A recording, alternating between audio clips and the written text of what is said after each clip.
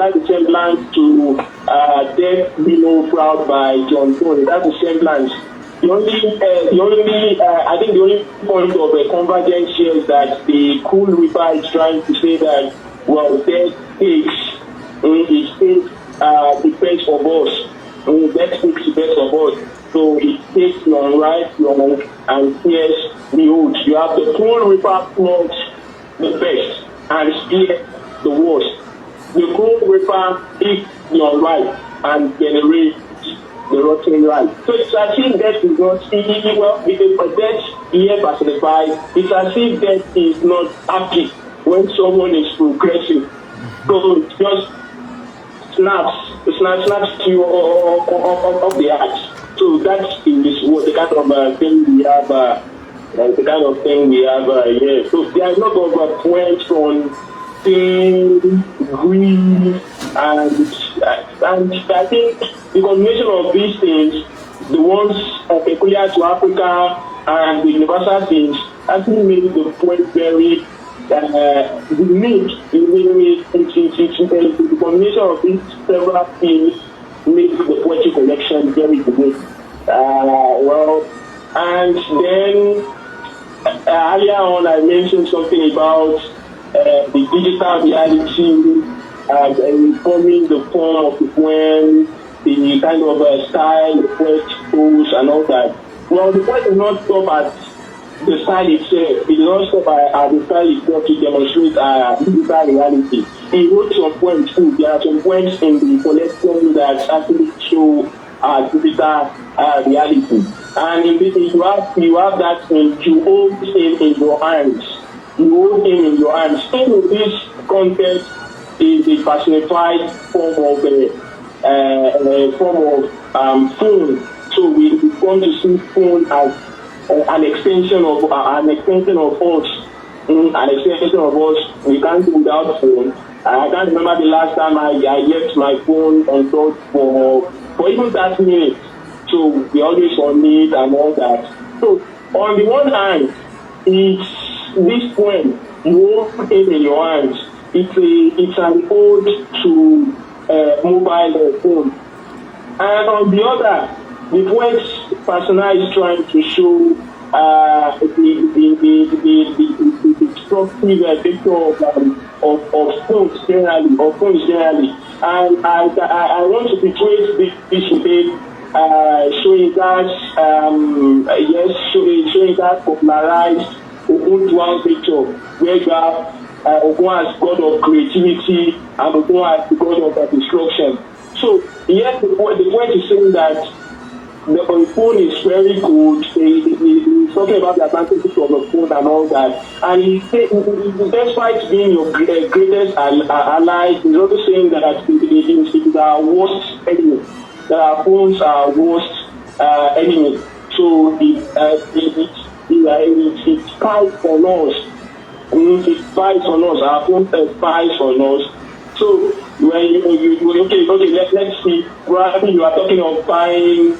I don't know if it is random or I don't know how it happens. You are talking of buying a ring light. Yes, you are talking of buying a ring light, and the next thing you check your phone, you are scrolling or surfing through internet, and then you come across a ring light advert. So from then on, the thing keeps bringing ring light and ring light. Or let's say just search for something. Let's say just search for maybe one sensational news. The next thing, the algorithm starts bringing you sensational things and things related to that. So in essence, the thing is spying on us. So okay, I think look at it. You hold him in your hand, but he rules your whole life. He rules your whole life. That line is very edgy. It is very edgy. He rules your whole life. So it is basically saying that everything we do, our phone is a major cycle of some of the things we do. So it can be your greatest ally. So it's not ruling out its benefits, but it can also be your worst enemy. It can listen to your soliloquies. It can also spy on you. So that's the kind of thing we have on this. Well, what other points? Then the West also sneaks in divinity too, and you have that in a song for Emmanuel, where we talk about salvation, faith, and the concept of that messianic meaning, looking for a savior who fights against invisible kings and big human anxiety. So that is for a song of Emmanuel. So let me just call the poem. I would say it maps virtually everything. It maps virtually everything you want to do. You are looking for the motif of grief, you will find it there. The motif of pain, you will find it there. And if you are looking for a collection that speaks truth to power and critiques our socio-economic and political reality, you will find the things the points you are looking for there. And then, of course, the inevitable things like death, you will find that in the point of love, marriage. So and it is part of this panoply of themes that I chosen to engage this collection from that thematic angle. I would just call it a very rich resource of poetry of poetry addressing social issues and universal themes. So that is basically what the angles from which I see the poem. The poetry collection. The poetry did a very good job. All right, thank you so much, Ridwan Adedeji, on that insightful review of Afro Rococo. I am going to pause speaking with you for now because we have a big masquerade in the house. He's also he doesn't really have much time, so we have to take him on. But I promise you, shortly after, we'll come back so that we will discuss the collection properly after post review.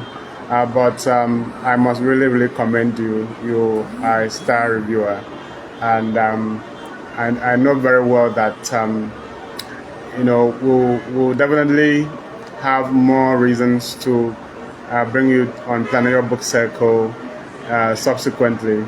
But for today, let us pause and then let me speak with Professor Joseph Uche. Then after that, we'll take you on again so that we discuss and then we round off properly. So thank you so very much. Please let's just pause for a moment. Thank you. Ladies and gentlemen, that was Ridwan Adedeji, the writer at Literature Paddy, which is very popular on the internet. If you've been searching for literature text analysis, you will have come across Literature Paddy. He's doing a great job.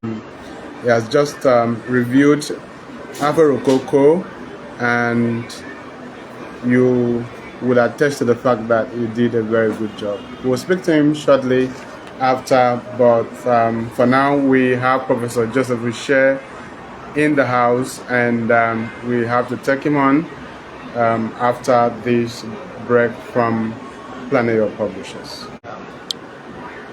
Thank you very much. Welcome back. This is Planeyo Book Circle.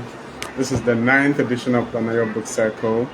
Of course, you know that when we meet here, what we do is to read books. We speak to authors, we interview authors, and we do all of that in order to improve the literary culture in our society. We want to get more and more people to read. And how can you read when you do not know the books that are available to be read?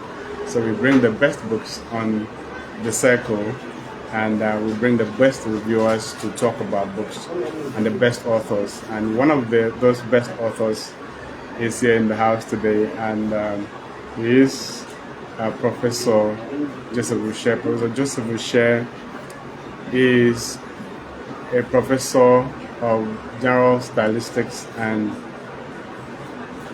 literary criticism in the University of Uyo. He's a professor of professors. He's a well-known stylistician who's influenced his felt all over the world, especially his poems, which have been translated into many languages. We are so privileged and we're so glad to have him with us today on Planeyo Book Circle. And I'm glad to welcome him to the program. Prof, welcome. Yeah, thank you very much, Dr. Ayo. I feel highly honored to be given the opportunity to appear here.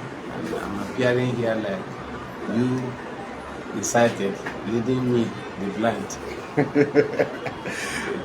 Well, from in poetic terms, we know that we normally have this motive of blind poets who see more than members of society who actually have eyes. So welcome once again, Prof. Thank you very much. You know, we can actually learn so much from you, whether it is about life or whether it is about in writing literature, writing poetry. But let me begin by asking you this shocking question: why have you not written in the other two genres, only poetry? Yeah, thank you very much.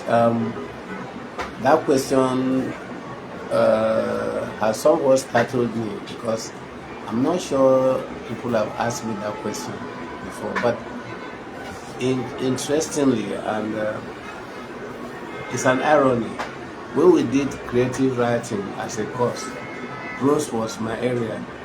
I ran very far away from poetry, and in prose I did well.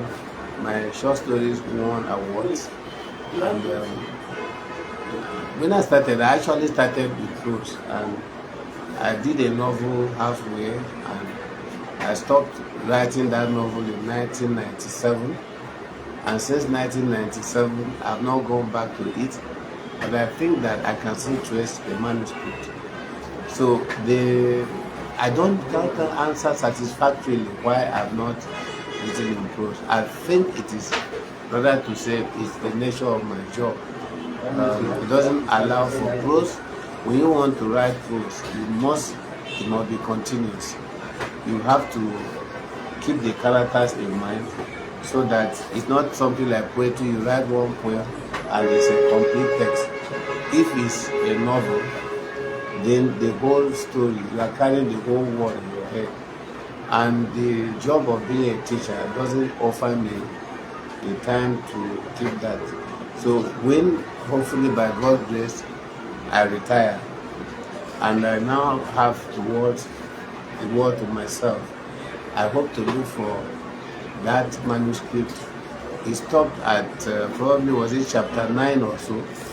I will find it. If it's still available, I will develop it and see if my prose is still there for me. Not too long ago, I did a short story. Someone asked for a short story, and I wrote, and it was taken and published somewhere in the US. I think so. That is for prose. As for drama, I've never thought of writing plays. The only person who has continued to worry me to go into playwriting had been my teacher and mentor, Professor Planeyo. He keeps saying that he believes I could have been a very good playwright. He's so sure of that. But that is him talking, he talking. I have not given it a thought because unlike prose is my area. I can go in anytime, any day. But drama, plays, I will need to do some learning. Yes, please. Thanks for the question. Yes, Prof. Prof, in all the years that I've met you, I've never seen anyone that is older than you. In the sense that the only person I know that is older than you was when you took us to the village and showed us your father, who was then many years old, over 100.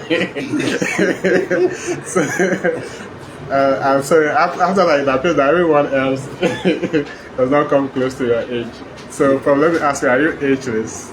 Yeah, I didn't. Are you ageless like poetry itself? Yeah, the thing is that this is a very interesting issue.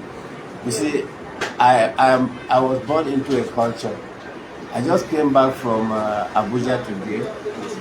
We had a burial of someone from the community, a very extended family, and the elder brother, who is the chief mourner, in spite of the fact that he was mourning, former senator, we spent all the time arguing about who is older, and we spent so.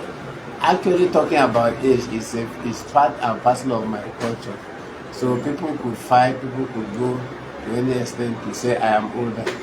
So even in the community, they know me for that. They say, you. At times, it's part of our life.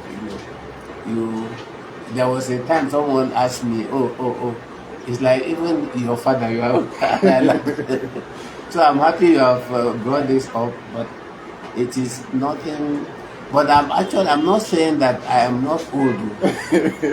I'm actually too old, and people who are older than I am are no longer many in the world. Yeah. Yes. So, Paul, if there's one lesson that you've learned all through your life that you would like to share with your audience, you've lived this long. I know you have so many years to live, and then during that time, during your lifetime, you've learned this one lesson that you like to tell to people. What's that lesson? I've not learned only one lesson. Okay. I've learned several lessons, but the one that comes immediately to mind is the nothingness of the world, the absolute nothingness of the world, the deception that the world offers us about itself. That is one central lesson.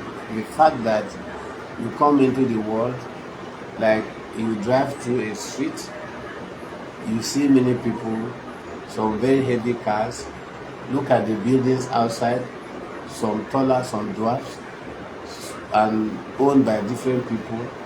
And then you see some who live in those mansions, and some whose mansions are the roadsides. And you see all of that, and you think actually that the world is in classes, it's classified. But then there's the average, the common denominator, and that is the life beneath the earth, beneath the surface, beneath where we live. The fact that at the end, everybody is put down. Or if you are not in a culture where people are buried, everyone gets cremated. So that is one lesson. And from that lesson, I have come to see that the greatest thing you can do when you live is how much you can use whatever of the earth or God's resources that enter your hand to impact positively on those around you. That is one legacy, the only legacy that lasts. Buildings collapse when you have an earthquake. Buildings when you have a tsunami. When you have even windstorm. Buildings tall as they are can go down. Anything can happen to a car. Clothes, whatever, it can go. But what remains is the impact you created on people, and that is what remains. And that's one lesson I've learned. Therefore, if you drive a car and you feel it's convenient to splash dust or mud on those trekking, well, if that's your ideology, go ahead and do it. If you have 1 billion, 100 million, or so much money, and you feel that the way to celebrate it is to laugh at the poor Well, fine, but in the end, there's something you will not escape. You will not escape maybe sharing a grave with the very person on whom you splash mud while you are driving your limousine or your big car. So from that, I've come to learn that there's nothing too special about the world. Just the only thing that's really special is how much you can reach out to the next person. Wow. Yes. Probably, is that the same lesson that poetry teaches us? Yeah, poetry is at the center of it, and let me not just say poetry, because poetry can be used to celebrate idiots. I'm sorry to use that term. People who are themselves murderers. We have people who are talented, people who write very well. What if they choose to write in praise of dictators, in praise of oppressors, in praise of people who are the opposite of what humanity should be all about? So a certain species of poetry, the real idea of poetry, and let me use literature in this sense, is to uplift humanity, to show us the way, to remind us about the commonality, the commonness, the fact that human life is just human life and is at the center of everything. That to me is the main thing about poetry. Everything else radiates from there. Every other thing. So if your poetry, finds a leaf, I'm not even talking of other animals now, a leaf being ill-treated, your poetry should write in defense of that leaf. If your poetry finds an idiot being manhandled, your poetry should praise the idiot and not the oppressor. So poetry should be about the uplifting of humanity. It should always remind us that no matter what happens, no matter where we go, the human family is still the human family, and is one small united family. Especially if you go far for those who explore, those who now plow the skies, they will tell you that from far up in the skies, the earth is just a little dot, and that little dot is united. That little dot is one dot that one bomb can destroy. That human family, that unity of the human family should form a part of what good poetry promotes. Okay, Bob. So I would like you to take us back to your childhood, when you were growing up, your education, and I want you to do that in relation to the realities in contemporary society. Could you compare your childhood with the way childhood is experienced in our time, in contemporary times, and of course your education and today's education system? Thank you. If I smile, it is because of the fact that your question reminds me of the one I asked my father when he was, by this time he was over 100. I asked him if he were asked to choose between the world of his youth and today's world, which one would he choose? He looked at me and started by saying both the world of his youth and the world of today have their own faults. And then he mentioned that when people talk of war, I've already said, okay, the old world had wars. He said, yes, the old world of his youth had wars. People were fighting wars. But that we should not just look at those wars from only the negative side. That there was a certain aspect in which those wars helped humanity. And I asked him what he said now. He said, you are talking of physical destruction, but don't forget that we have the spiritual realm, witchcraft, and all those evil things that have always been around with us. And that in the past, if you felt you should bring down your brother, your relation, who is very strong, out of envy, out of jealousy. Sometimes the fact that if he's not there to protect the family in times of war will make you to think twice before you destroy him. And then he went on to tell me a story of two brothers who, one was very, very strong, very, very strong, so strong that he was like the lion of the family, and the other was a weakling. And then people in the community conspired and made the weak one to punish the strong one by making him blind. And the strong elder brother was blind. And then on a particular day, the community went hunting. And the weak brother who made his brother blind brought down a major game. Maybe something bigger than an antelope, some major thing. And the community looked around and said, well, this one doesn't really have anyone to speak for him, to defend him. So we can outsmart him and take the major game and give him whatever. After all, whom does he have that will confront us? And so they treated him so badly. So when he came home, he told the blind brother that, oh, this is what has happened to me. This is a very bad experience I had. And the blind brother said, oh, they can do this to you now because I am blind. If I had my sight, nobody would dare come near you. Of course, seeing me alone would have made them to think twice before treating you. And the blind elder brother said, oh my God. He lamented and wept. So when the weakling brother, who had made him blind, heard the brother, he said, if you could see, would you be able to help me in this situation? He said, yes, why not? But in the first place, my presence here would have deterred anyone. So the weak brother went into the bush, returned with leaves, administered the liquid on the brother, and the brother's sight was restored.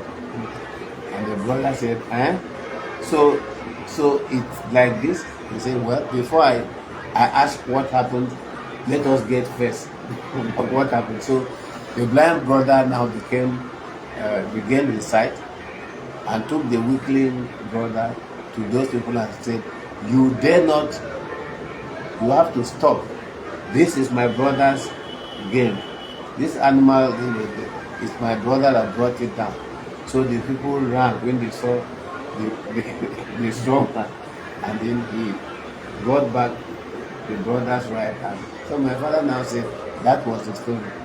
So the fact that if you eliminated all the strong people in your community out of jealousy through witchcraft, a situation would arise when you need them, made people to think twice before using such means to destroy members of your family. You understand? And then he now went on to say that now, in summary, if he were asked to compare, he would take the old world 10 times. That all the things, he said, look at me. If I had grown up to meet my father, if I had become an adult before my father died, I would not need the white man's hospital. Because my father knew everything that would help every situation, from snake bite to every ailment we could think of. And yes, he kept telling us that there was nothing, including even spiritual attacks. But he was young when the father died. And so you look at the world. I'm not even talking about the very obvious things. Like when I was young, I was a little adventurous. Soon after secondary school, even before secondary school, as a little boy, I kept going to the north because my father had lived in the north. He could speak some Hausa, and my uncle spoke Hausa like any Hausa man. So their life was inclined to the north. So I grew up also with that inclination to the north. And I could go to Jos, I could go to Sokoto, to Kaduna, even as a secondary school child. And I traveled alone. But these days, even at my age, I dare not think of going by road to any of those places. Yeah, because of the situation we all know. And I did soon after secondary school. In fact, this is 2026. Am I right? Yes. Yeah, I left my community 50 years ago. That was soon after secondary school. And I lived in the north, grew up, developed, came from there to school in Vinica. And so I've not really gone to the community back to settle for long in my village. So what I'm trying to say is that the world that we have today is actually, the world has disappeared from itself. Now, education. I attended all local schools. The nearest primary school to my village was the one I attended. The nearest secondary school to my community was the one I attended. The nearest university to the one to my community, University of Calabar, was the one I first attended. Now, there was, of course, nursery schools where I don't think we didn't have them around. But the public schools were as good as, if not better than, today's nursery schools. We were taught, I was taught by people from the present Akwa Ibom state. Very many of them were all over us teaching us. People like Mr. Victor Utu from Biakuran. People like the late Mr. BSNO from, he used to be from, we used to call Ikorabasi. But Ikorabasi then, in fact, it was not even Ikorabasi, it was Opobo division in the 60s up to early 70s. Those were the people that molded us, that trained us. We moved freely across, and even some Igbos taught us in the primary school in my community. And therefore we had the very best. I became able to write in primary 3. We used to call it elementary 3. Yeah, today you have people in primary 6 who can write. You know, I remember that I wrote my first petition against the headmaster of my school in primary 5. Yes, and that was, yes, I wrote a petition against him. It caused a stain in the community. So what happened? He asked us to bring money for, we used to call it reader, and we contributed. First batch contributed, he brought the reader. Second batch contributed. I was in the second batch. He did not. And then he stopped. He was also our class teacher. He stopped punishing us for not having readers. And then each time whenever I went to, my father would ask me, where's the reader I gave you money for? And he thought I had squandered the money. Until one day he called me and said, tell me what happened to the money I gave you for the reader. And I said, I've told you I gave the money to the headmaster. He said, and a term has passed, another term, and you are still here. And he said, you now ask me one question that I never forget. He said, if you are literate and someone could take your money and not release it to you, and you are here comfortable, what then is your literacy for? What do you use your literacy for if you can't use it to fight for even yourself? And you know, that question prompted me to write the petition. I told him, okay, I was going to write, and he said, right. I wrote the petition with the school committee. The school committee read the petition, handed it that way to the headmaster. And the headmaster was teaching my class, and I was his very favorite pupil. He gave me one nickname. He used to call me the small man with a mighty brain. And then the biggest boy in the class, he called him the mighty man with a foul brain. So whenever that older person could not answer a question, he would let me answer it. He would throw it to me, and I will answer. Then he would give me the cane to flog the older man, and I would do it with a lot of fear. So he was so fond of me, and he knew my handwriting. So once he saw it, he was completely disappointed. But the school committee made sure he refunded every money. We were 13 of us. He refunded all the money to us.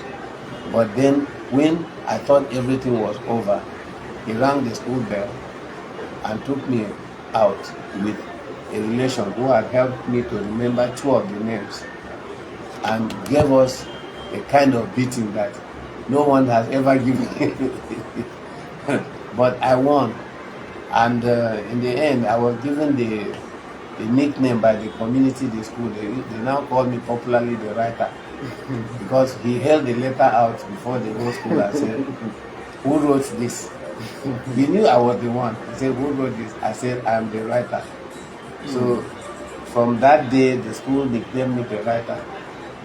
So that was 1969. Yes.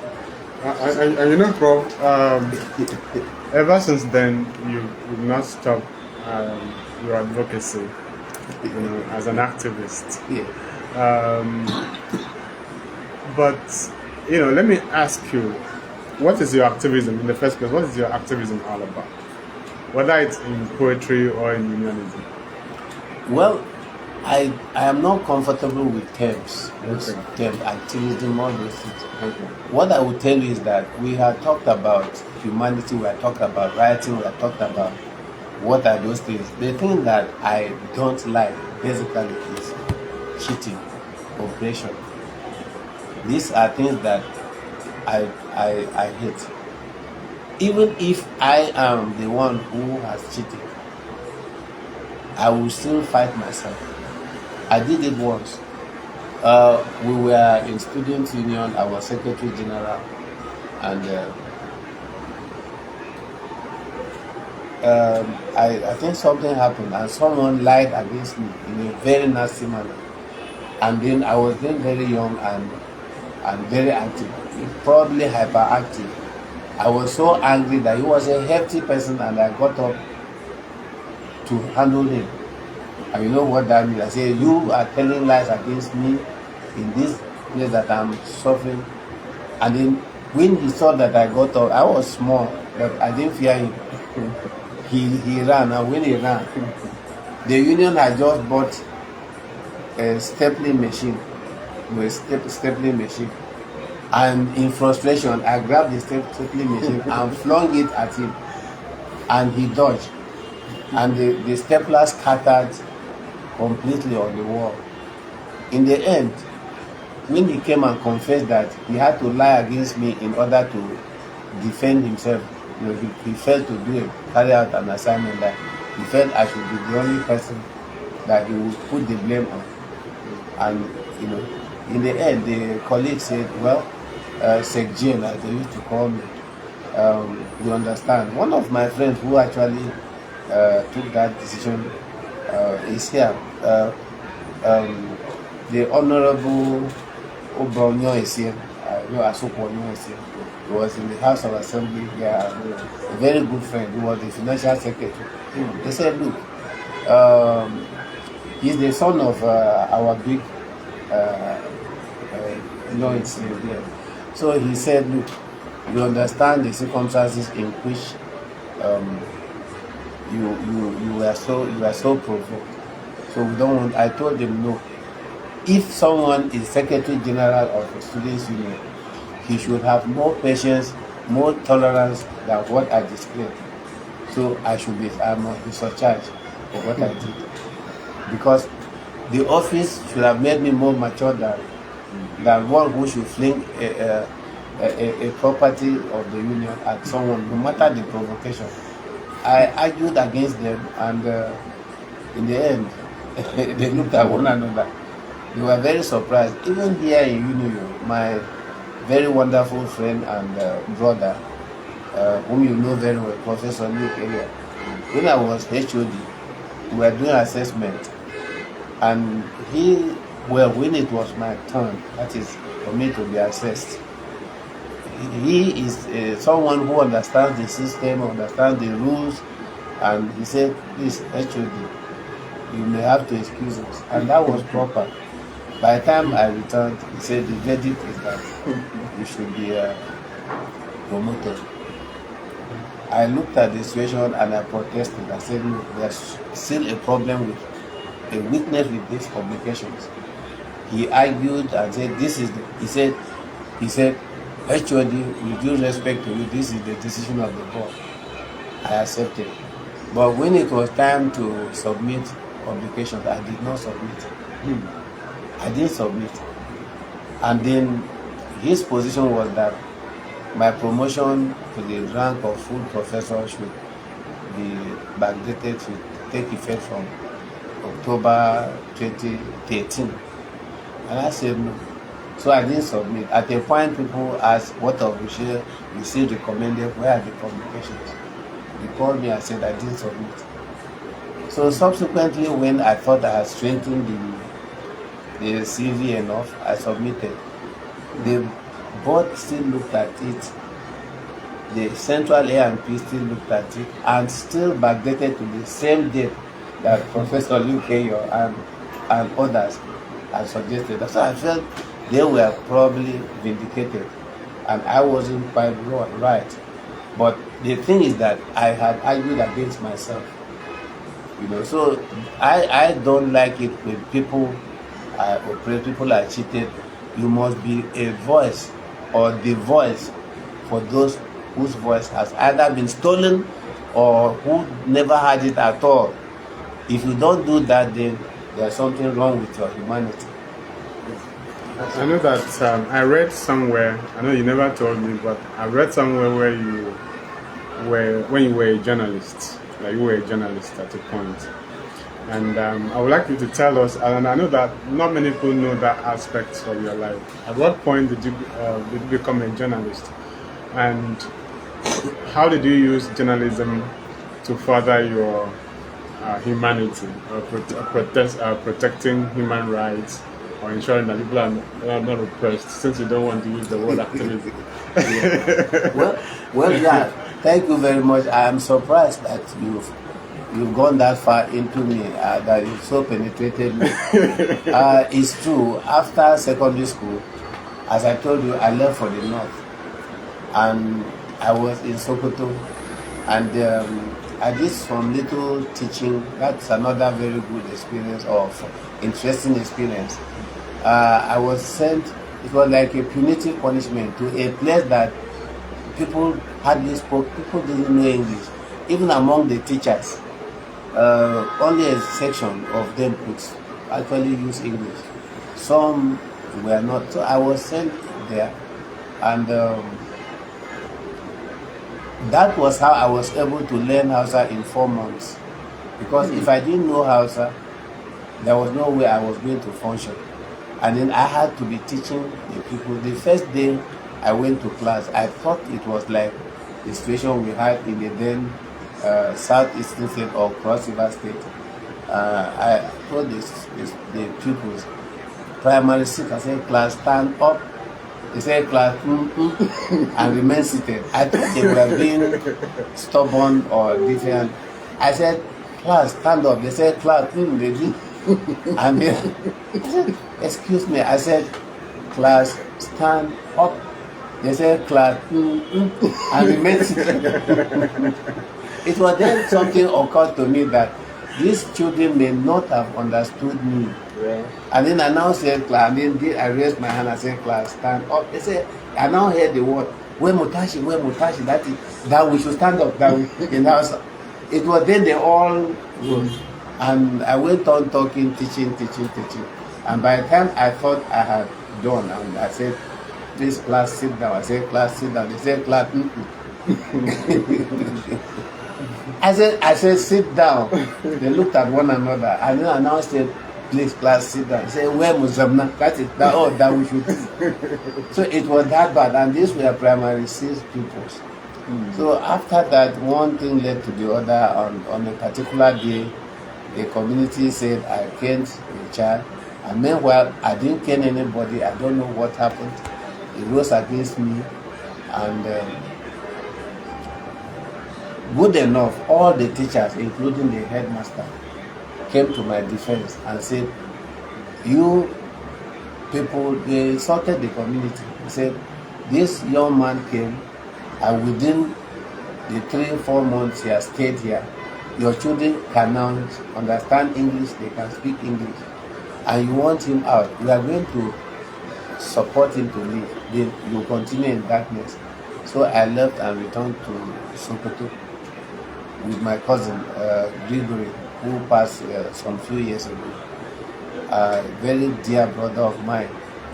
So at that point, something happened. I was just there now thinking of another job. Then my brother's friend came in. On that day, he was unusually drunk. And when he came in, my brother told him, this is my little brother. He's done with secondary school and no job. The guy, in spite of his being drunk, said, please write application to Radio Nigeria Sokoto. And that is where I work. And it was like a joke, so I wrote the application. And I thought he was just joking, because seeing the way he was staggering, as when he was about leaving, he came to me and said, boy, where's the application? It was then I knew he was serious. I gave it to him, believing that the application would not even get to his house, and forgot. Then one day somebody just came and told me. Why I'm telling this story is that the young people of today it might help them to understand that there's something called destiny or fate. He submitted that letter, that application, and it was acted on. I was invited for an interview, but the letter never got to me. The letter ended where I was writing through someone.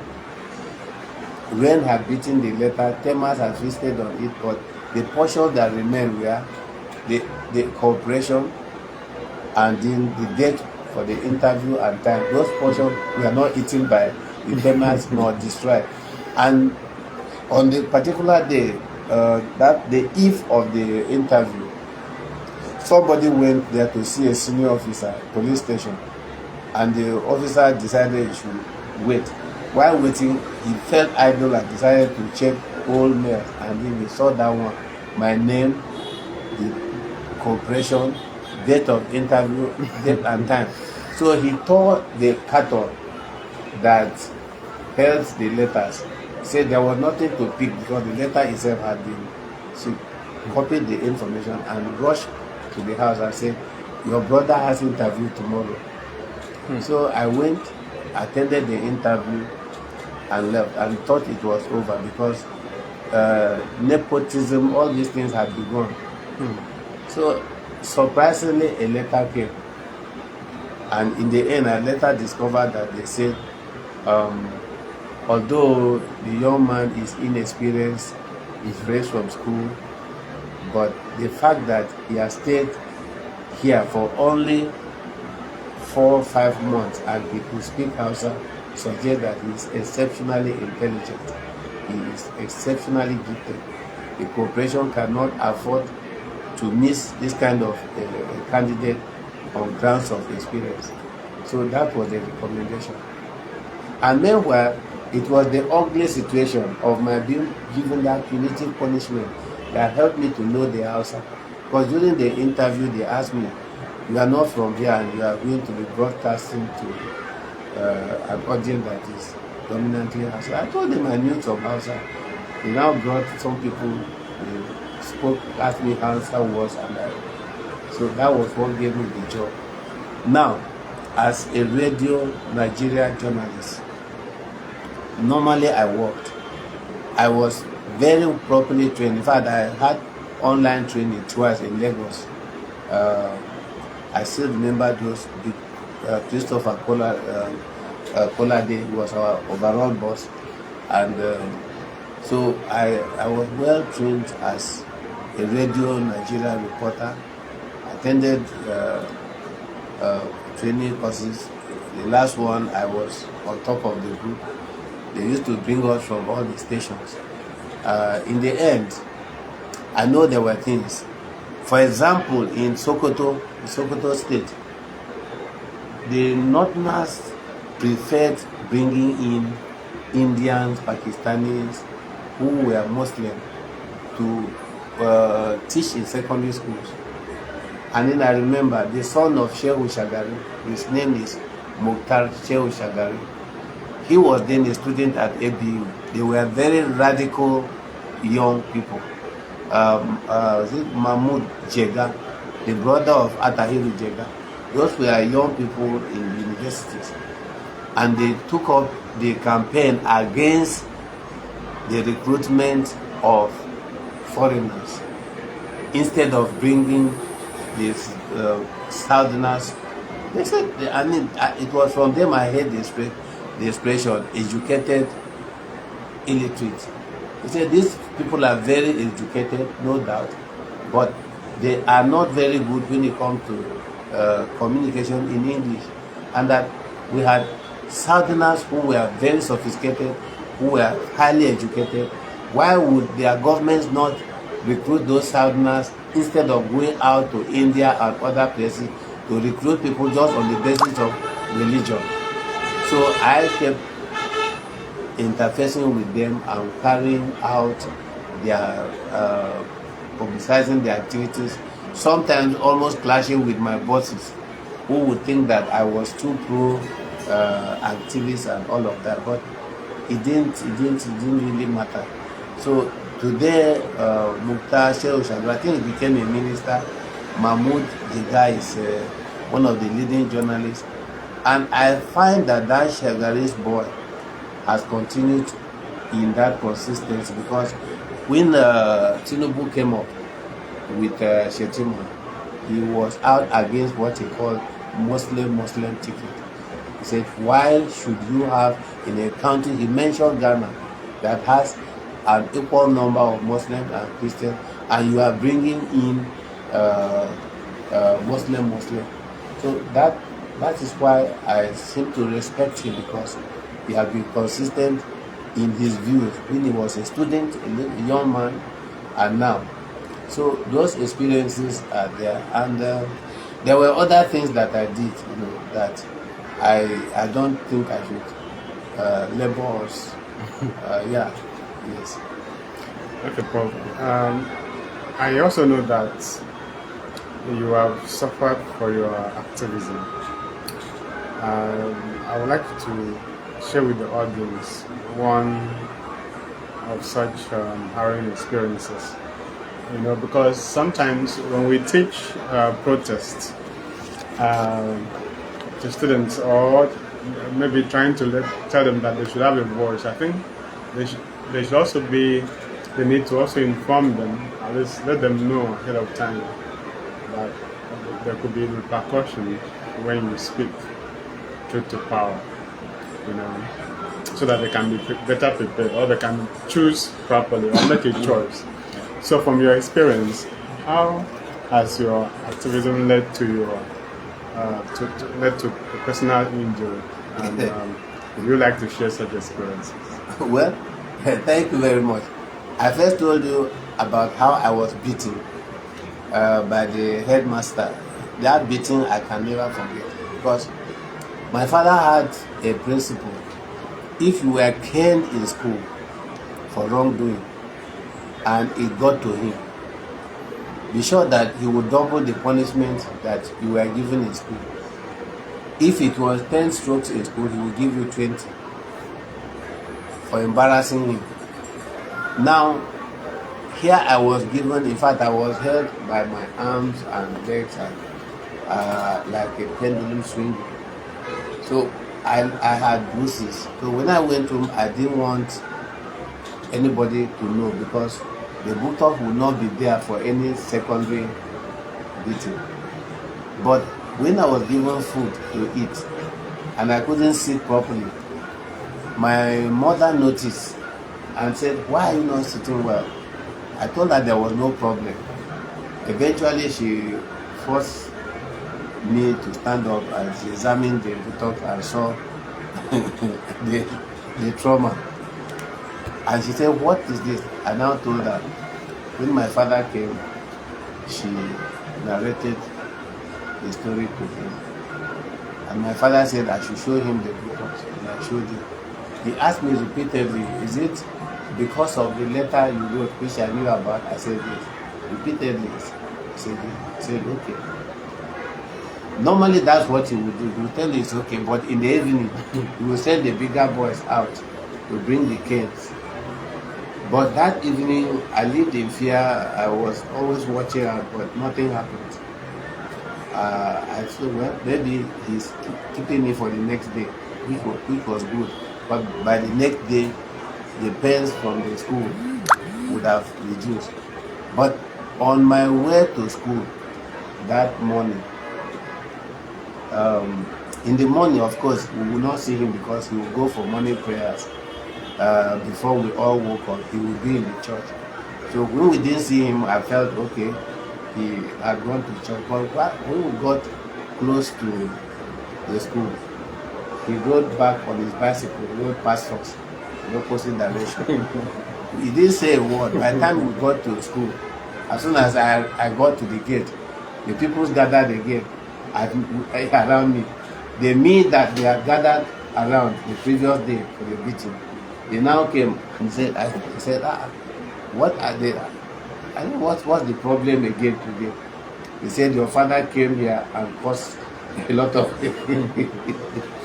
My father went and confronted the headmaster and said, you mean you could go so far in injustice? You took these children's money and you will not release the books to them. And when they complained and my boy wrote, I will punish you, said, okay, the police will come in and tell us who was wrong, whether you were right or the child was right. So my father threatened to bring the police, but other teachers who were from my community begged him. And he said the condition for allowing the headmaster was that he was going to flog the headmaster. The same way. The teachers again begged him and said, Okani is the equivalent of a thing. Please leave. They begged and begged and begged and begged. So he left very angrily. And that was when I knew that I was not going to have the punishment doubled. So that was one thing that I suffered. Secondary school, I was again at the head of another something else. We got what we wanted, but then I left the secondary school. I left the school. Unfortunately, the boys that were the year following us, who were part of us, and who were not paid, who were paid, continued. And sadly, the demonstration that followed ended up in the loss of lives and injury to so many people. University, I went very close to being expelled on account of student unionism. Things happened and one of us was said to have betrayed us, and I took it upon myself. Ran against the university system, full blast. In fact, on a number of occasions. So how, at some point, the press even carried the report that I was expelled or something. And the students said if they didn't see me in school for one day, they would burn down Unica. So that fear helped me to survive. As a lecturer, I was not ready for anything, but my colleagues said, come and be Secretary General. And that one, I'm sure you know the story. My colleagues and I were on suspension for 17 months. And I suffered a whole lot because the two little sisters of mine that I was supposed to take care of, I was not able to take care of them, and both of them died in that period. That scar remains with me. The only thing I've tried to do is to take care of their children, to see how, and my sister, the older one, the child that came to me is a graduate. Then the younger one, the children that came, 3 are graduates now. So it is now that the wounds, it is when I see this one now as graduate on account of my little effort that I now feel that, well, it's good. But that was what I suffered. So Prof, would you advise people to continue to be activists, given the fact that the system has a way of pushing back, even to the point that some individuals are broken, some persons are broken if they are not strong?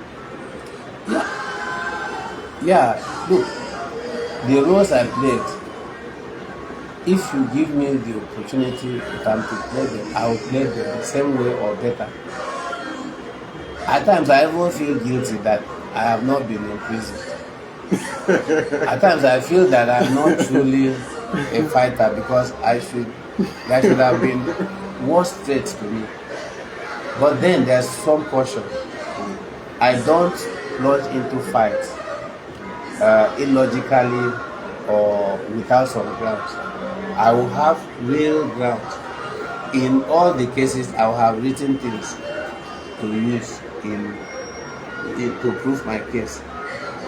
I can take a whole time just trying to make sure that I have something to hold on to. And when I have something to hold on to, I still go back to the rules. First, you write. Draw the attention of the authorities to what you think is wrong. After that, you go on again, depending on the situation. So it's something that by the time I have reached my destination, I will know anyone. Because when you do this, you must have in mind the fact that someday a panel will be set up, someday a committee will be set up. At what point, what defenses do you have? What do you have that you use to justify every of your actions? I take that. If I don't have any, because we are in a society where the society itself is generally the society is not perfectly normal. Justice sometimes suffers here, so you must be extra careful. Sometimes even certain things that I know have happened, if I don't have evidence, I painfully let them pass. Because if you throw yourself as an individual fighting, from the experience I had, 17 months suspension, and sometimes in that period, when colleagues saw me, they will ask me, are you on sabbatical? And this is a union. It's not as if I did anything personal. We've not seen you. Are you on sabbatical? And these are the same people I thought I was fighting for. Some will see you and say, that no matter, has it not been resolved? And I said, I didn't have any matter. It is union matter. They said, okay, that issue. So you see how distant from you, the people you thought you are fighting for have become. So I have learned, they will say, I have not seen you, this, that. One or two, very few anyway, will still tell you, don't worry, you know what you stand for, don't worry. You understand? Now, I learned the lesson that you just must know why you are fighting, whom you are fighting for, and make provision for the worst, beginning from the possibility of your being killed to the possibility of, probably graciously suffering minor injury. I was highly encouraged by a statement that one of ASU president made, Professor Asisi Asobi, in the days of Abacha. I was then in the union, and he was moving around. You know how dangerous Abacha was. and carrying out union activities, opposing government loudly. So on one occasion, it became necessary to have a meeting, a strike coordinating meeting in my residence. And he came, we brought all the people, and he said that sometimes journalists asked him if he was aware of the risk to his life by being so loud about Abacha's government. And he said something that I won't forget. He said, the options are two. I can run into hiding from the system, and while I am hiding, a mosquito could bite me and inflict malaria on me, and the malaria will take my life. Then the other option is to come out and make noise. Then a bullet will take me. If I go by a bullet, the world will hear, the explosion will reach the ears of the world, and they will know that I have died. But if a mosquito kills me through the agency of malaria and I die, I will die very silently and nobody will know. So I prefer the second death, that the world will hear I am gone, and the noise from the gun will reach all the ears. It's better for me than to run into hiding from the military where a mosquito could still kill me. That's interesting. So I know the dangers and all of that. Like now, this country as it is now, I look back on what someone like Nostradamus said. You remember Nostradamus? Nostradamus, the man who saw tomorrow. He made fantastic prophecies about 500-600 years ago. He said that in the end there will be the Third World War, and that if the world was not prevented, a particular continent, I mean that, only about 1/3 of the people will survive, and that will be a time when the survivors will envy the dead. The survivors will envy the dead. We are almost in a situation in this country where the survivors are almost envying the dead. Yes, because everywhere is pain, everywhere is trouble, everywhere is trauma, everywhere is disease, everywhere is fear, everywhere is death. So quite often, those who are happy, those who have reached what we call the Nadia, is it Nadia? No, the Nirvana. Are those who are dead. We are almost there, and yet it is not yet the Third World War that Nostradamus spoke about. So if you look at all this, if I were deciding, if it were just Joseph Michel, I would take the decision that Professor Asisi has Soviet to. Should you run away from the death everywhere and die quietly through the agency of those deaths, or should you come out and confront the death on the street as a group and cause some form of a revolution where the world will know that Nigerians are out on the street fighting for their survival, and humanity, it will be on record as we learn of all French Revolution and all of that. So these are the options. Okay, Paul. Let's just talk about ASU. It has been a perennial struggle, and of course you are at the forefront of the struggle for the liberation of lecturers and for better working conditions. Take us through the historical path that ASU has gone through to get to where we are today, where we hope that there might just be support finally for the lecturers. Last point, what was the last point? Yeah, where we are now, where there is a glimmer of hope that there might just be support for lecturers finally in the country. Yeah, thank you very much. I think the term I wanted to hear, I've heard it when you talked of glimmer of hope. That's not an idle expression. I don't know if I shouldn't even start from there, because it is only a glimmer of hope. There is the other idle man from Anambra State, the man with a beard that looks like he got it from a toilet. What's that man? Chris Ilige, who came and swore that his main duty was to murder, to kill Asu, and then he did that bad job. I remember on one occasion, he said the minimum, when he was still sane, he said his own personal conviction was that a Nigerian professor should not earn less than ₦1 million. He said it. I listened to him, I watched him on television. Then madness took over him, and he became what he was.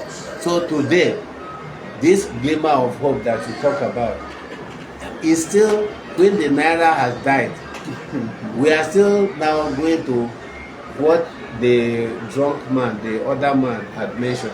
We have not even reached there comfortably. And this is now, we are now dealing with the ghost of the Naira, not the living Naira. So you now see that it is still just a glimmer of hope and not yet Uhuru. That is the starting point. Then the next point I'm going to stress is that it is either, I don't know where to place it. Should I call it cowardice? Should I call it ignorance? Should I call it the success of the oppressor? ASU's struggle should not be a struggle for lecturers alone. In 2005, I was in Malaysia, and while I was there, the report on the ranking of world universities came out, and the best university in Malaysia was around was it 100 and something, and in Nigeria the first university will normally be 2,000. If we have worked hard, it could go close to 1,700. But I am telling you that when Malaysia moved from 80 something to 100, Malaysia went wild and called for the sacking of the Minister of Education. The newspaper, I brought some of them, only that I don't know, I don't have enough space to keep. The Malaysia went wild and said, we cannot afford to have our education, our best universities coming in position like 100 or 200. That is a living society. It was Malaysia, it was not lecturers that spoke, it was the people. Now, look at Nigeria. When lecturers go on strike, what are they going on strike for? Even if it is welfare of lecturers, let us start from there, which they want to use, and sometimes ASU itself becomes afraid of asking for welfare. But even if it's welfare, look, I was in Sokoto. I covered one court matter where somebody took his worker to court for swindling. Was it 30 naira or a certain small amount? He had a shop, something like supermarket, and the worker pocketed some of the money, and he took that worker to court. The court asked him, how much do you pay him? And he mentioned, he asked him, what is the estimate worth of your supermarket you get? He said, now, if you value that shop, that supermarket, and the person that you have entrusted it into earns just, was it 20 or 30 naira a month, there is a statement you have made to him which you didn't write. The statement is that since he is taking care of all this, this is the only thing you can pay him, and if those items are to be sold, he must be taking a bit from the work to keep himself. Therefore, you are morally not right to bring him to court for stealing just so and so. what he has told him should be part of what you should be paying him. It's part of what you should be paying him. The young man was acquitted and discharged. And the man was told, if you want your goods to be safe, to be protected by your workers, first, make it possible for them to survive without the temptation of stealing from your items. I covered that case. Now, if Nigerians and Nigerian government value education, then the custodians, the lecturers, should be properly remunerated so that the highly valued education is safe and is safe. If you don't pay them well and then you value the education, is something that is so dear, is the foundation of development, and the person who you've entrusted it to earns nothing. There's the understanding that, well, there's a difference to be made, and that difference is extort from students, sell this, do that, compromise on so many grounds in order to be alive.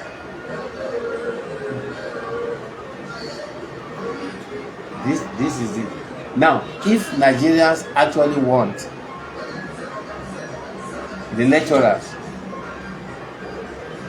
to have the dignity, the integrity, and then to do their best, Nigeria must fight for them to be properly remunerated so that they do not get tempted to steal from the items. The items are the students. Are you getting me? Yes. The students. So they don't extort money from the students. So that they are not, look, this incident, the thing called strike is bad. Not bad that lecturers should not embark on it, but the effect, when you go on strike, government promptly stops your salary. You have a family. Every Nigerian has a family, whether you are married or not married. You have people that, and what do? If you are the honest type and you start what they call coping strategy. Coping strategy is like Professor Eyoetem has this outfit. He would, though this is co-curricular, this is related to learning, but others can put their cars on the road. Others go into, there are some lecturers who used to sell motor parts or automobile parts. They go in order to survive. Now, when the strike is ended, you do not expect the lecturer to liquidate the coping strategy that saw him through. So the attention becomes divided between the job he's paid for and the coping strategies that will survive him in the moment of another strike. Yes. You see, this is one consequence of it. And then the loyalty of the student, of the lecturer is divided between the job he does and gets paid for and what he will have to depend on in case of another strike. You see, so this is one thing. And then the other side of it is that there are those who may not have ready coping strategies. So they wait. When students come back, they make students captive purchasers of their books. Captive buyers of their books. Then they extort from them vengefully, and then they put up buildings and they put up things that should not be the priority of lecturer. Or if you want to build, you should be able to have enough money to build. Like my lecturers, those who taught me. But of course, when we went to school, we were taught not just by Nigerians. The person who taught us use of English was a white American lady. The husband was one of the world professors of geography and in the geography department. We had in the department of English, if you read my poem in what's that collection, Hillsongs, The Light Goes Out, You see the names.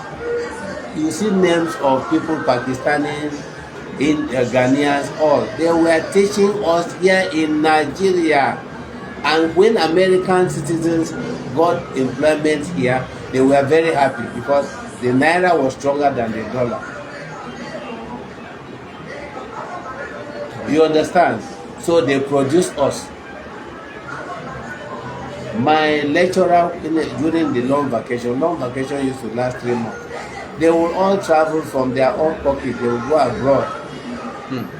They will go abroad very leisurely and without any strain, funding their own trips around the world, and they will return with the latest publications. And they will give us, and that's how I have some of the books that I have. My lecturer will bring them to us.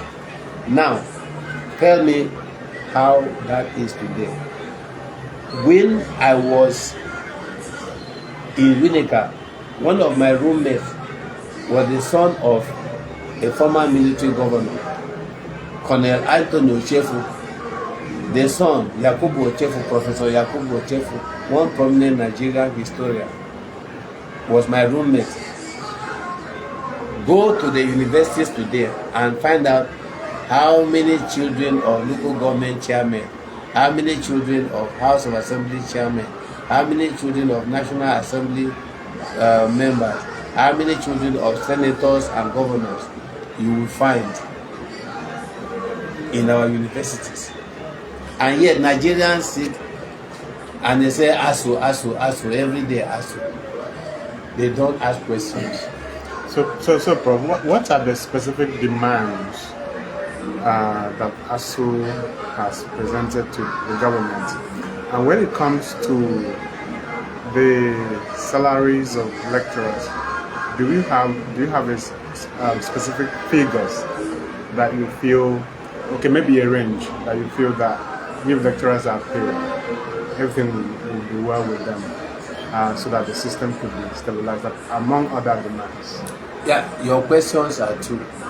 One, the demands. ASU's demands are very patriotic.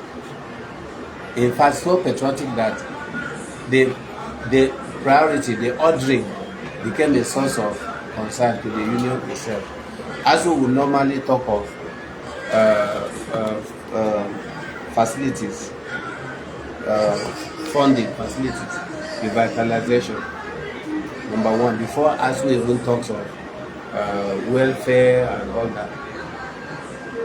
Why ASU does that is ASU is saying it's not enough to even pay us well. Let us have the facilities that are competitive, globally competitive. The same way our salaries should be, so that we have the kind of university, the kinds of university that we had in the 60s, which in the words of Ojukwu, produce the products produce missiles, or what do you call them? This produced certain things that got their targets,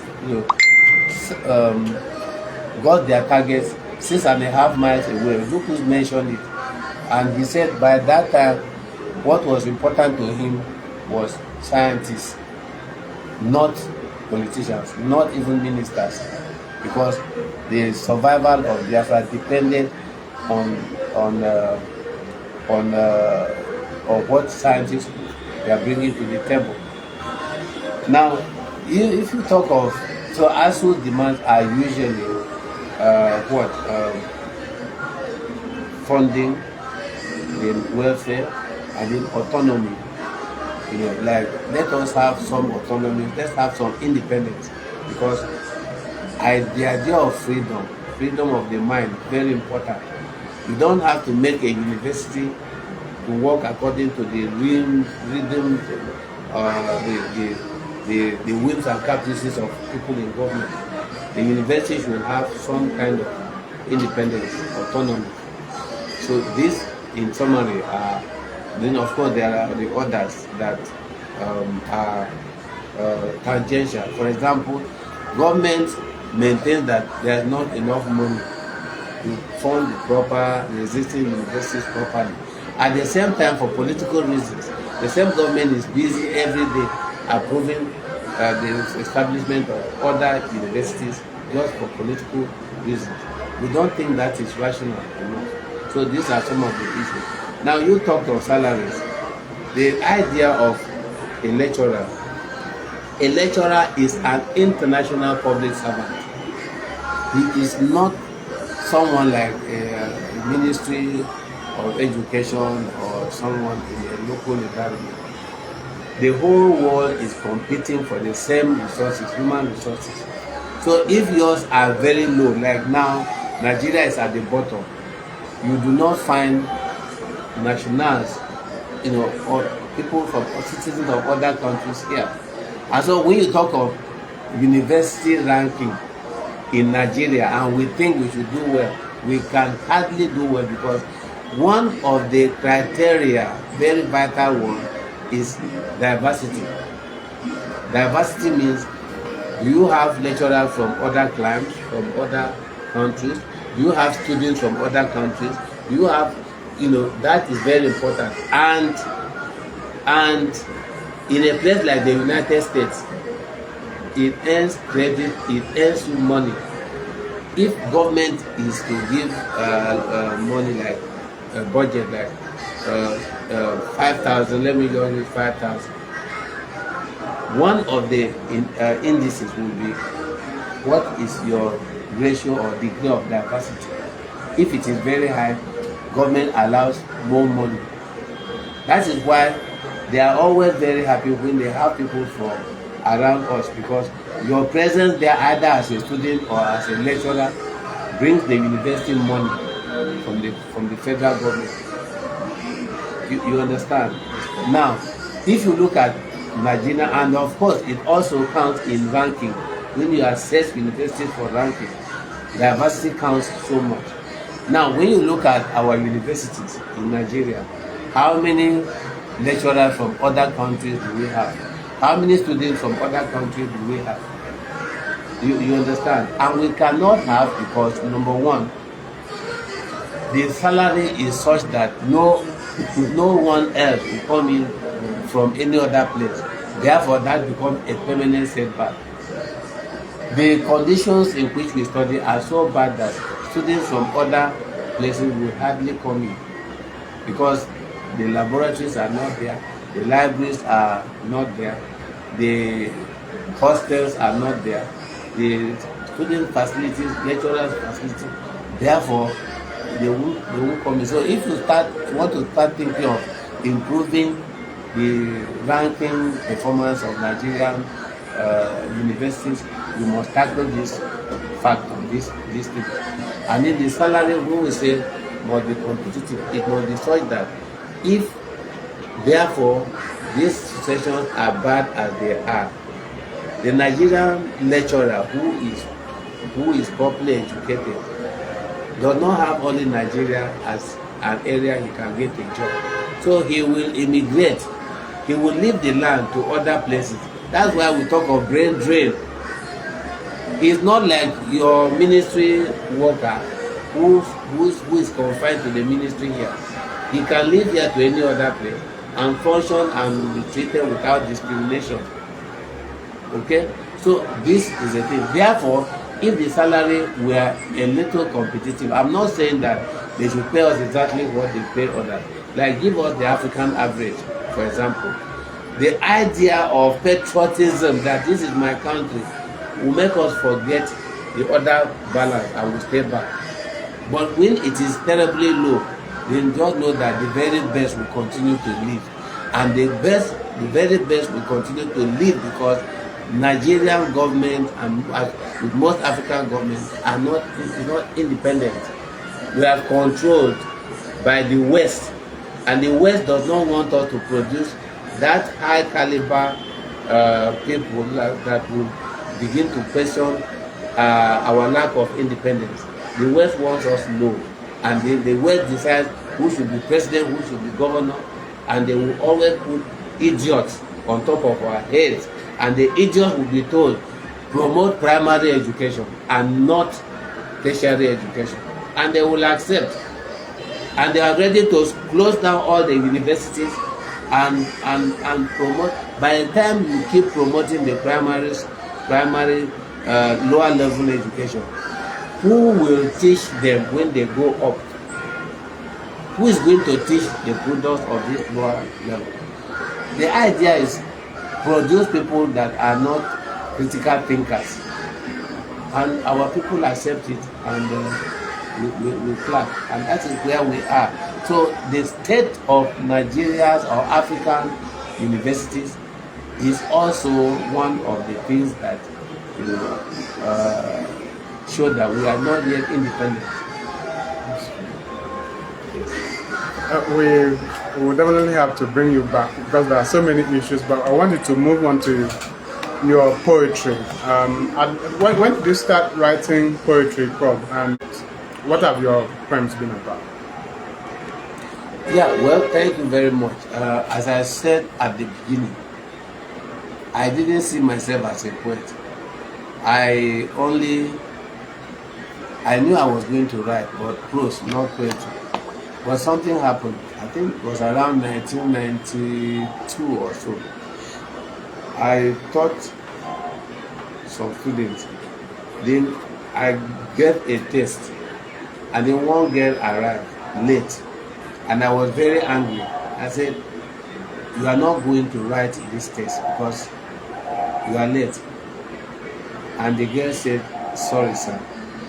I am late because I left the house early, but I had an accident on a bike." And I said, "It's not true." She opened a part of her leg, not the upper part of the thigh, though, the part that it is decent to show. And I saw blood, fresh wounds. I was touched. First, the guilt that I would have punished this girl who already was traumatized by the accident. I now said, okay, on the strength of this, go and write the test. But I was touched by the fact that, imagine someone leaving her house to come and write a test, and then this happens. So I now scribbled the poem called Akauke in popular style, and I kept it. For me, it was just fun, and I wasn't thinking of anything poetry. Then on a particular day, I think this same students, they ran what they used to call Akwaiko. Akwaiko was a student magazine, and they insisted I must make a contribution. They kept coming, I kept promising, until one day they came. I promised them, they came. I had still not remembered to write anything. So out of the fact that my excuse must change this time, I must say something different to this children. I opened the drawer and I said, this is just what I have. And they read it and said, my God, they started shouting and screaming. That's a very beautiful one. We are going to use it, we are going to publish it. I said, no. I grabbed the poem, we struggled, and they said, okay, sir, let us do it this way. We are taking it to now let's do Jenkwe, E.T. Jenkwe, Emmanuel Toyema Jenkwe. He was a senior colleague, a well-known poet, very fine poet. Said we are going to take it to him. Let him judge independently. We promise that if he says it is not good, we'll be honest and we'll return it. But if he says it is good, we will get it published. So I said, okay, keep your word. So they took it. I forgot. The one day, Jenkwe never came to my office, but that day he entered and greeted me and sat down and said, I never knew you are such a fine poet. That is why I've come here. I said, why are you? I forgot. He said, that's your poem. That was the first time I thought of myself as someone who could write a poem. And I now said, I went to my second. I now said, bring it back. I now improved on it and said, you can now publish. So that became the first thing and that's why Akaokebi, the name for Allah. So That's the genesis. So with that, each time I had an experience that shocked me or I was scribble. And even when I scribbled, I did not think that they were good enough. So one day, one of my friends, Richard Mama, came and I said, Richard, look at this. He said, whether there's money or no money, I'm going to get this published. I said, these things, I just wanted you to see. He grabbed the manuscript and went with it, and he got it published as Popular Start. It was then that I started scribbling. So I came into poetry writing accidentally, not consciously. Yes. Okay, Prof. So the other part of the question is, what has your poetry been about? I think that question must have been answered. It has been about humanity, it has been about the environment, because the environment I see now is not what it's a different thing. It's about just essentially humanity. Human beings rejoice, human beings achieve things, human beings mourn, they cry. The hills get killed, murdered by the chainsaw, the rivers dry up, and people get killed unjustly. People go to bed hungry in a country that is so rich. Nigeria is, by my own thinking, the richest land in the world, and yet it has the poorest people. These contradictions are very offending to my sensibility, to my sensitivities, and I feel it shouldn't be so. Especially given my earlier understanding that what I told you, that in the end, both the haves and the have-nots, both the belching and the yawning, we all go the same way, and therefore it is stupidity for you to deprive the other person of just the basic means of comfort, means of survival, so that you will be in indispensable affluence. Yeah. So do you have did you have mentorship when it comes to poetry writing, or in the course of writing poetry, have you met other poets that have inspired you? Yeah, well, like any other person, I've had people whose poetry has inspired me. Some dead, some alive. My teacher and mentor, I love his poetry because of Neo Shondare, his raw humor. Is so much about the daily common experiences that he has heightened to show. Like if you read Sule Chase, for example, it's an ordinary common experience, but it's very fundamental. Recently, his poem on the judiciary made the rounds. So those are the common things that people take for granted, and he puts into very fine poetry. That's one. Then there are several others in the country. Some too, like if you read Pablo Neruda, was Whitman, the Walcott. My final year essay in Unical as an undergraduate was on the Walcott. So I have been a kind of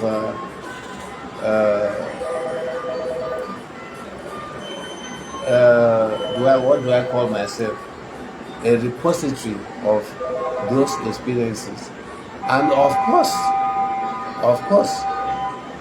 my oral tradition. I come from a family of singers. We produced very fantastic. My grandfather, my uncles. My father was not much into singing, but his own was speech, oratory, proverbs. He formed a lot of them, but his siblings, especially one, was the greatest singer that our land has ever known.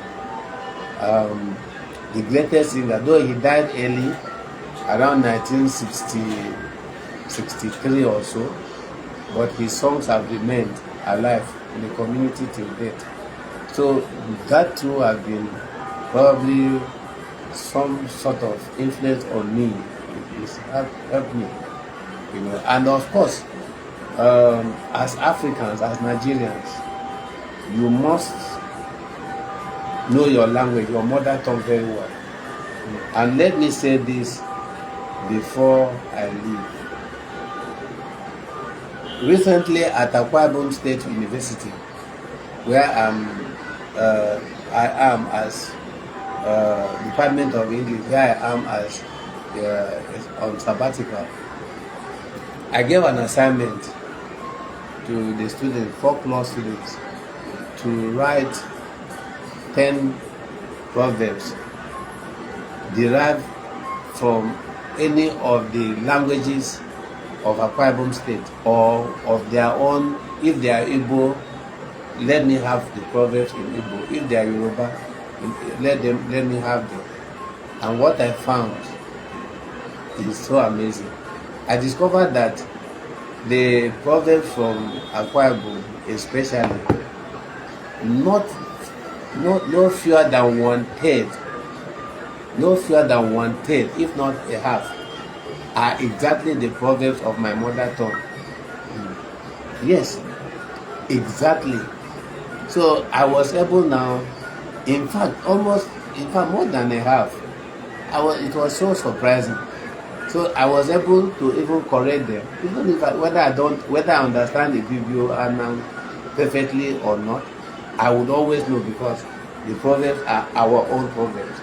And then there are those that are peculiarly ours, like God does not give horns to a wicked animal.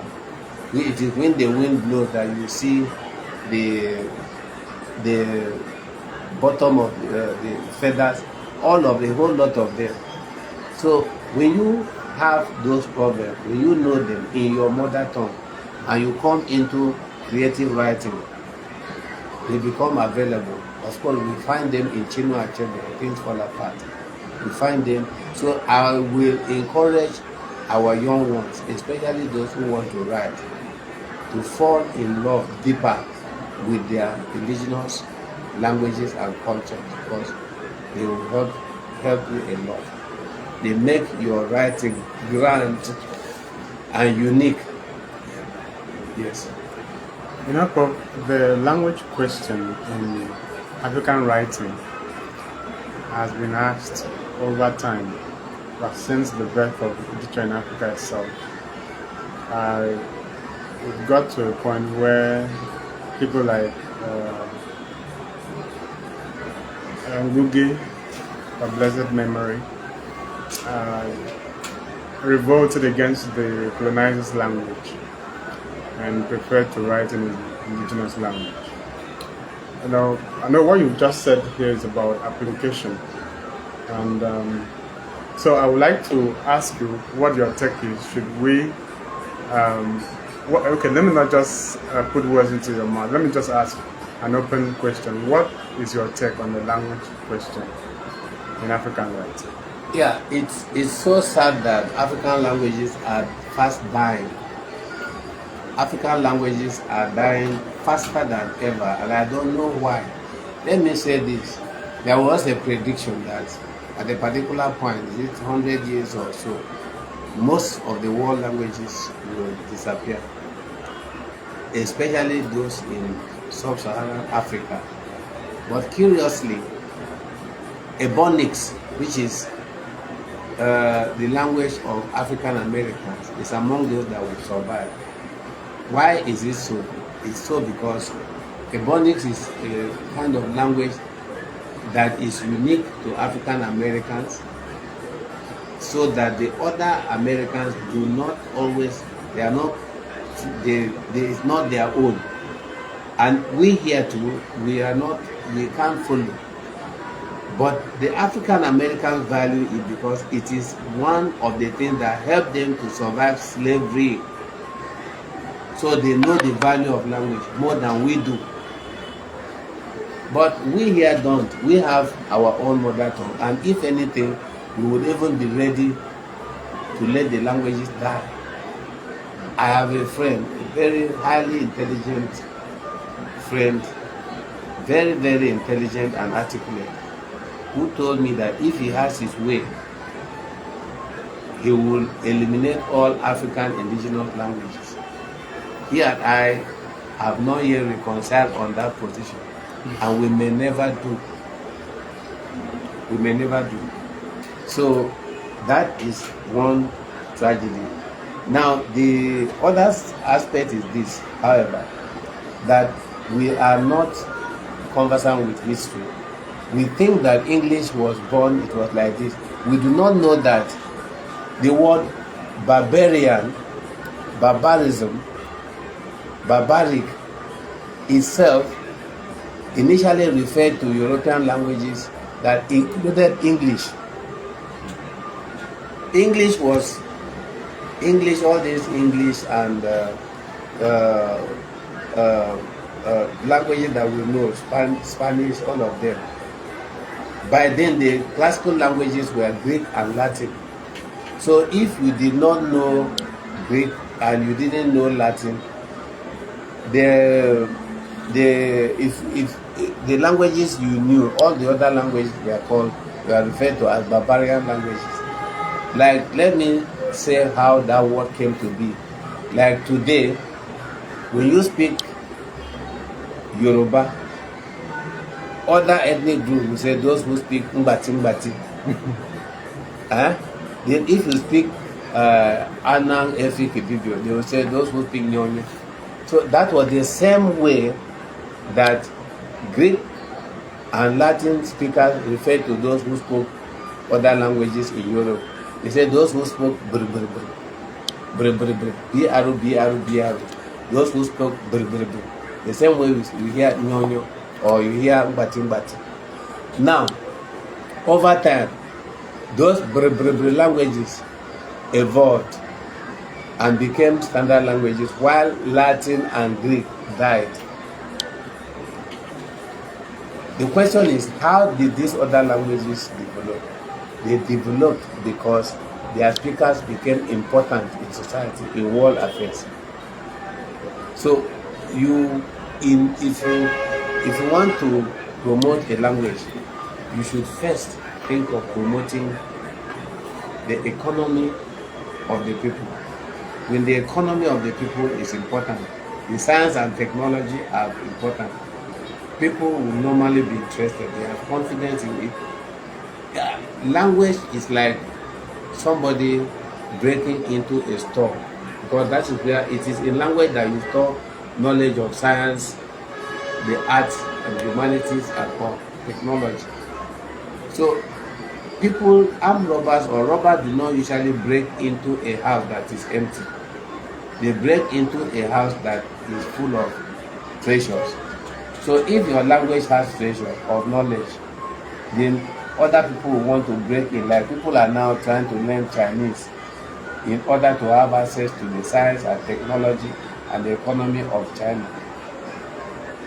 So if your language is empty, people will not want to break in. There will be no motivation.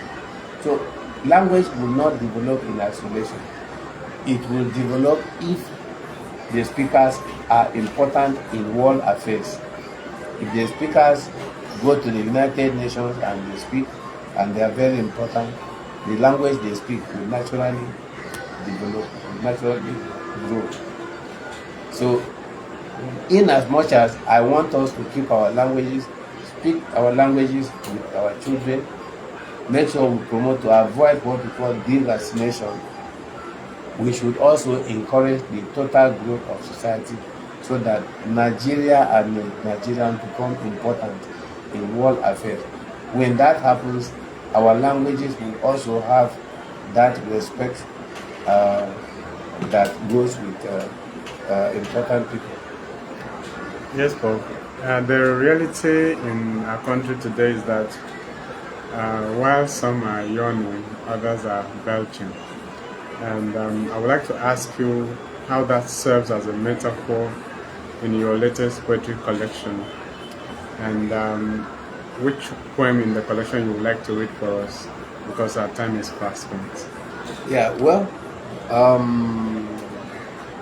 thank you very much. Yeah, yawning, you know what yawning is. When you yawn, it means you are hungry. when you belch, it means you have overfed, you have overeaten, isn't it? It's for It's surplus. So we have those who are yawning, and then we have those who are belching, because I think that well, but that poem is in that collection called Yawns and Belches. It had won some prizes here and there. But the poem here that makes a lot of sense to me, it's a very short one. The time is not. It's called Africa Today. The Yawns and Belches poem itself is here.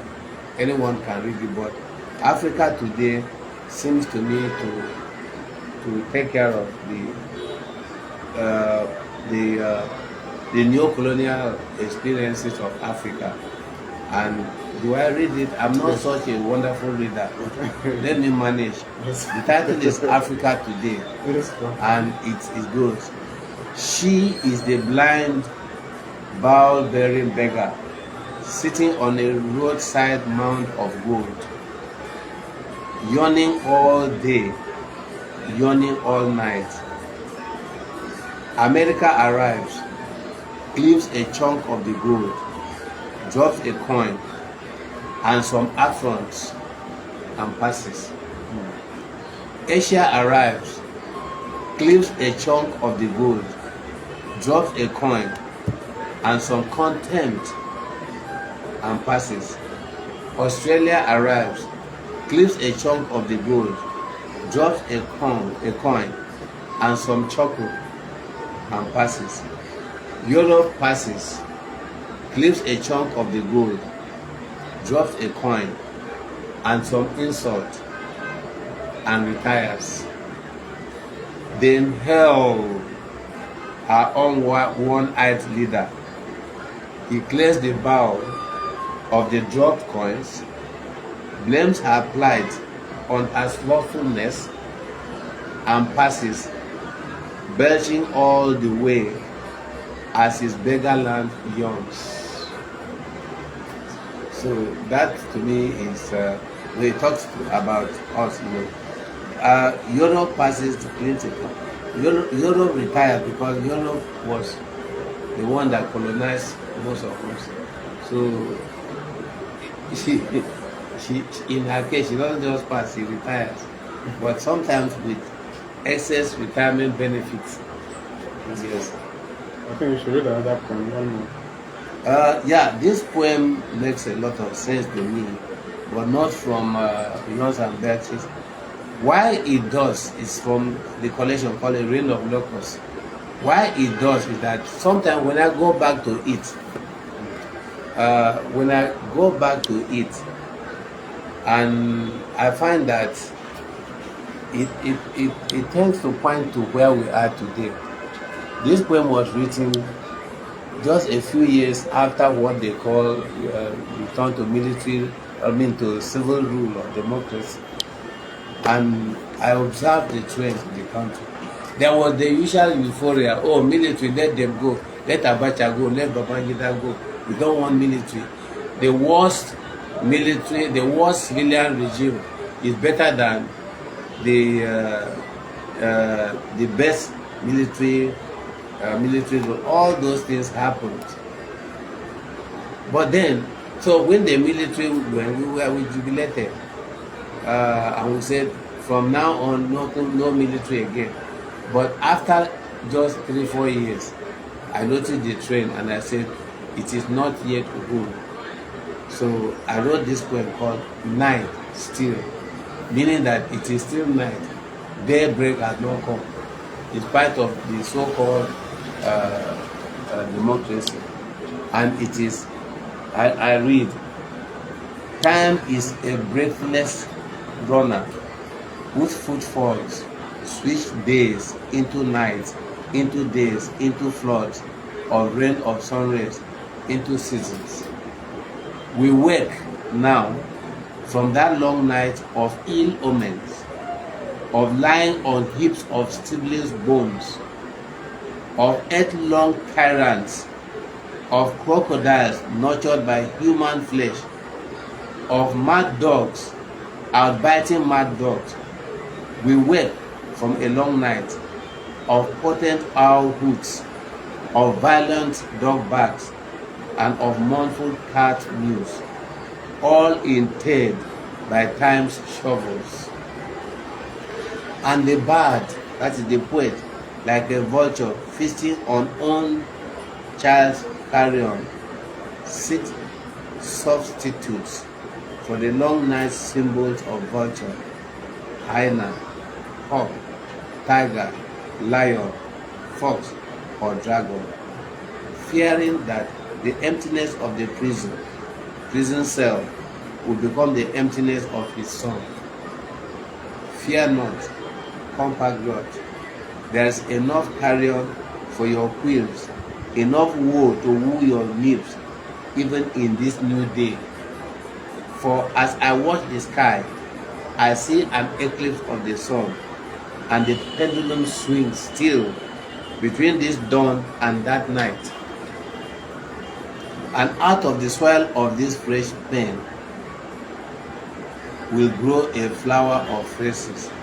So we will go still, sword of words in hand, ears drunk with the unending moans, trumpeting to the world our plight, singing aloud our wounds still.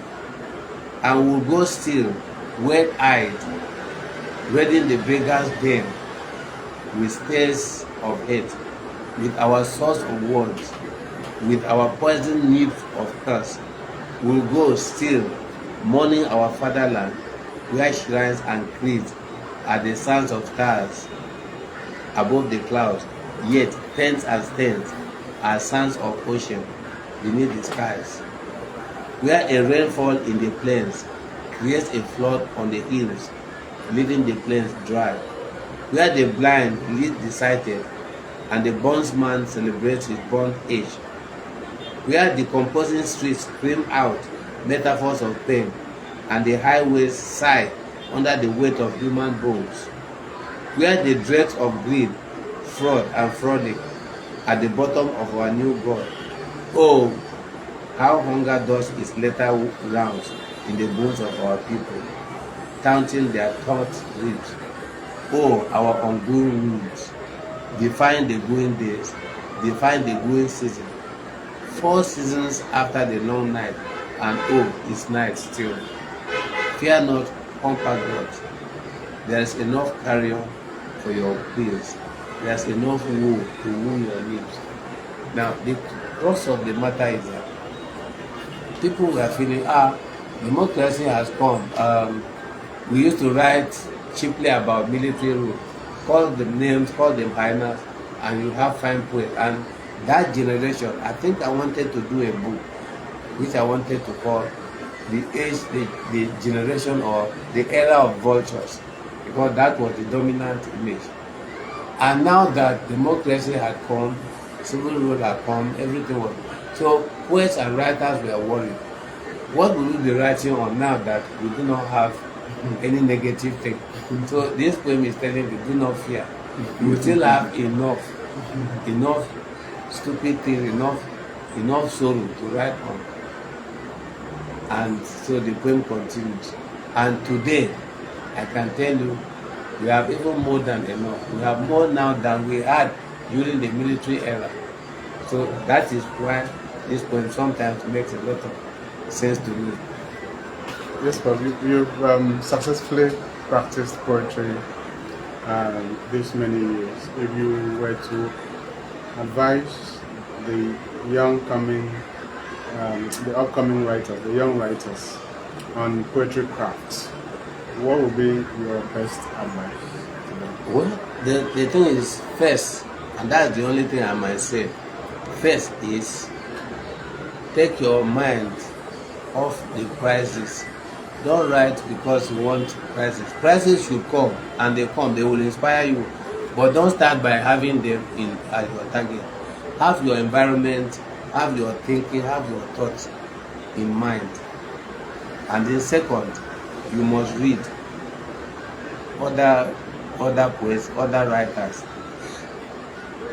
You must read widely, and you must be conscious of what goes on. Like if you read some of the the lines here. There are things about our society, you know, cards, things that happen. You bring them into the poetry, you know. So you must be an integral part of your environment. You must read other writers and other writings, and then